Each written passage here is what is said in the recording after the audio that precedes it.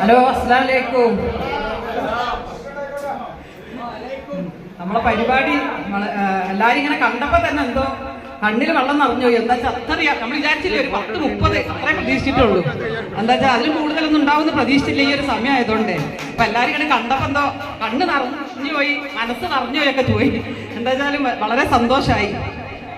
പിന്നെ എന്താണ് നമ്മളെ പരിപാടി എല്ലാവരും ഉഷാറാക്കണം സഹകരണം സന്തോഷമൊക്കെ ഇങ്ങനെ പറഞ്ഞ് ആ വാക്കന്നെ നമ്മൾ പറഞ്ഞിട്ടുള്ളൂ. പക്ഷെ എന്നാലും നിങ്ങളെല്ലാവരും ഇങ്ങനെ വരും, ഇങ്ങനെ കൂടും ഈ ഒരു സമയത്ത് എന്നുള്ളത് ഞാൻ ആലോചിച്ചിട്ടില്ല. എന്തായാലും ഞാനും സൈഫും നടത്തുന്ന ഈ ഒരു കൂട്ടായ്മ വളരെ ഉഷാറായി നടന്നു പോകുന്നുണ്ട്.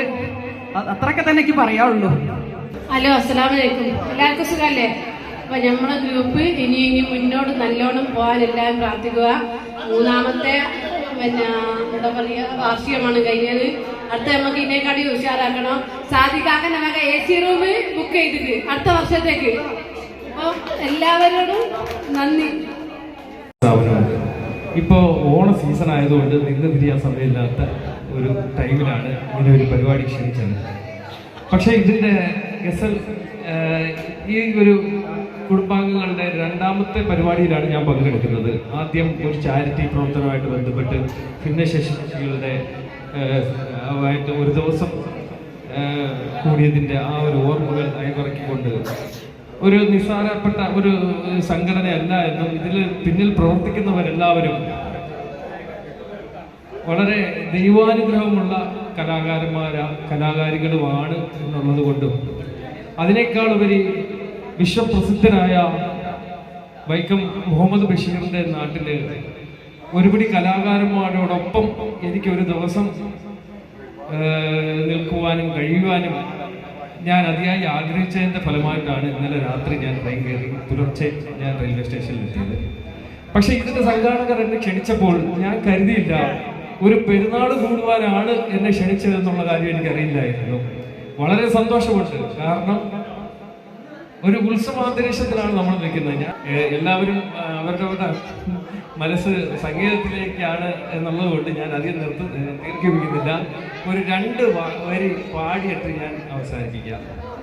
കാലങ്ങൾക്കപ്പുറം തളിരണിയും കാലമുണ്ടതോർക്കണം, കവിളിലൂടൊഴുകുന്ന കണ്ണീരിനപ്പുറം പുഞ്ചിരിയും ജനലും ഓർക്കണം. നന്ദി. എല്ലാവരെയും കാണാൻ സാധിച്ചതിൽ വളരെയധികം സന്തോഷം. എല്ലാ ഗസൽ മ്യൂസിക്കിലെ മെമ്പർമാർക്കും ഈ ചടങ്ങിൽ പങ്കെടുത്ത എല്ലാവർക്കും നന്ദി, നമസ്കാരം. പ്രിയപ്പെട്ട ഗസൽ കൂട്ടായ്മ മെമ്പർമാരെ എല്ലാവർക്കും നമസ്കാരം. അപ്പോൾ നമ്മുടെ പരിപാടിക്ക് ഇവിടെ മുഖ്യ അഷ്റഫ് കൊടുവള്ളി, അതുപോലെ തന്നെ നമ്മുടെ ജ്വല്ലറി ഉടമ, ഏത് പരിപാടിക്കും നമ്മൾ വിളിച്ചാൽ നമ്മുടെ മുൻപന്തിയിൽ എത്തുന്നതാണ് നമ്മുടെ ജ്വല്ലറി, തിരുവണ്ണൂരുള്ളതാണ്. ഞാൻ പലപ്പോഴും നമ്മുടെ ആയുഷ്യന്റെ കൂട്ടുകെട്ടായ ഉദ്ഘാടനം ചെയ്യാൻ അന്ന് ഈ ഫറൂഖിൽ ഒരു പരിപാടി ഉണ്ടായിരുന്നു. ആ പരിപാടിന്റെ ഉദ്ഘാടനം ചെയ്യാൻ ഷിജു പാലക്കൽ നല്ലൊരു വ്യക്തിയാണ്, ചാരിറ്റിയുടെ ഒരു ഉടമയാണ്. ഞാൻ അതിൻ്റെ ഇടയിൽ നമ്മുടെ ഒരു അയൽവാസിക്ക് ഒരു വീട് എന്നൊരു പദ്ധതിയുമായി നമ്മൾ മുന്നോട്ട് പോകുന്നുണ്ട്.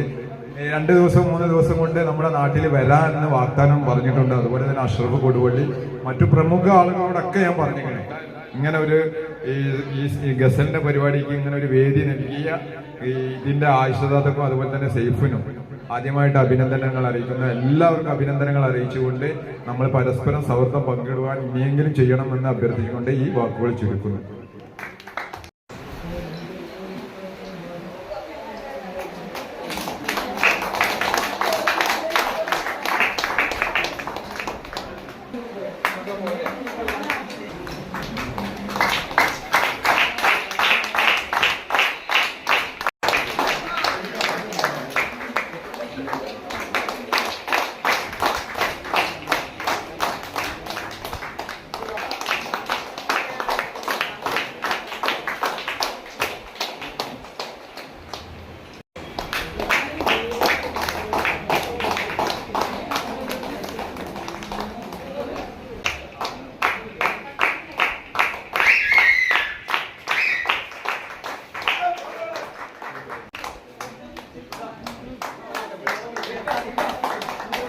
പ്രോത്സാഹനം നൽകുക.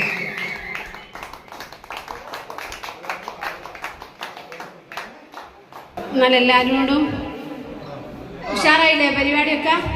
ഇനി നമ്മൾ നറുക്കെടുക്കുന്നുണ്ട്. പിന്നെ മാപ്പിളപ്പാട്ട് പാടാൻ ജസ്നയെ ക്ഷണിക്കുന്നു. എല്ലാവരും നന്ദി, നമസ്കാരം.